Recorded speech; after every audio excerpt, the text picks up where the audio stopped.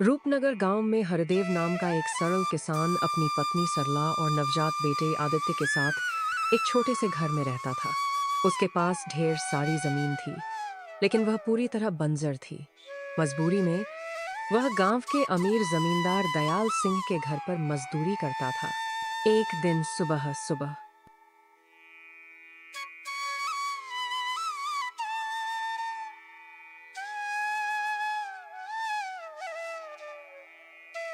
सरला, आज दयाल सिंह जी के यहाँ बहुत सारा काम है। अनाज की गाड़ी बाहर जाएगी।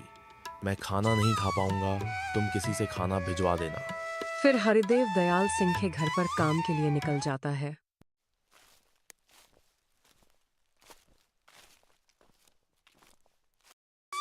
आज तो कोई नजर नहीं आ रहा जिसके हाथ में यह खाना पहुंचा सकूं। लगता है आज मुझे ही खाना देने जाना होगा। हरिदेव की पत्नी हरिदेव को खाना देने के लिए दयाल सिंह के घर के लिए निकल जाती है, मगर रास्ते में उसे एक सांप काट लेता है। अरे यह किसने काट लिया? मुझे कांटा तो छुआ नहीं है, कितना दर्द हो रहा है। वह वहीं गिर पड़ी।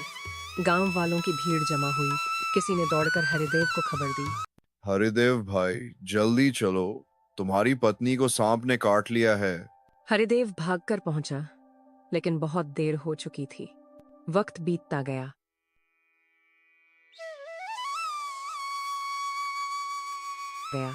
आदित्य बड़ा हुआ और उसे बिजली विभाग में सरकारी नौकरी मिल गई। हरिदेव को बड़ी खुशी हुई। आदित्य की शादी साक्षी से तय हुई और पूरे गांव में धूमधाम से विवाह हुआ। कुछ दिन बाद आदित्य, ये इतने पैसे कहाँ से लाया बेटा? पिताजी, ये सैलरी नहीं है, इसे कमीशन कहते हैं, थोड़ी बहुत ऊपर की कमाई। तू रिश्वत ले रहा है? तेरी माँ के बाद मैंने तुझे पाला, पढ़ाया और तू ये कर रहा है। ईमानदार लोग हमेशा पीछे रह जाते हैं पिताजी। आजकल बिना कमीशन के काम चलता ही नहीं। जो धीरे धीरे ईमानदारी से बढ़ता है वो मजबूत होता है। बेईमानी का पैसा टिकता नहीं। अब तेरी मर्जी। गुस्से में हरिदेव घर से बाहर चला गया। आदित्य, आपने पिताजी को रोकने की कोशिश क्यों नहीं की? वो टूट चुके हैं। पता नहीं गुस्से में मैंने क्या बोल दिया। ये पाप बाप नहीं है, आजकल सब ऐसे ही काम करते हैं। और तुम ज्यादा मेरी अम्मा मत बनो। तुम्हें भी इस घर में रहना हो तो रहो, वरना तुम भी यहाँ से निकलो। अरे बेटा, मेरे कारण तुम दोनों आपस में मत लड़ो। मैं ही इस घर को छोड़कर चला जाता हूँ। अरे पिताजी, इन्होंने तुम्हें गुस्से में आकर घर छोड़कर जाने को कह दिया है। आप तो सच में घर छोड़कर जाने को तैयार हो गए। तुम कहाँ पर रहोगे?